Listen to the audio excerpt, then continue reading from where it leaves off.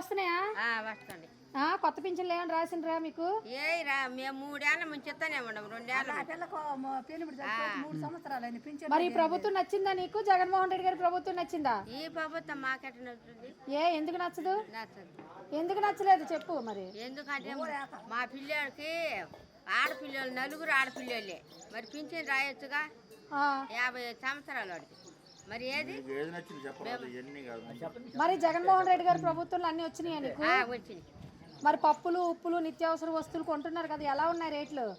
అప్పుడు బాగున్నాయి, ఇప్పుడు మిడిచిపోతున్నాయి. ఇప్పుడంటే చంద్రబాబు నాయుడు గారి ప్రభుత్వంలోనా? అప్పుడు బాగున్నాయి. నూనె ప్యాకెట్ 160. మేమేం తినేము?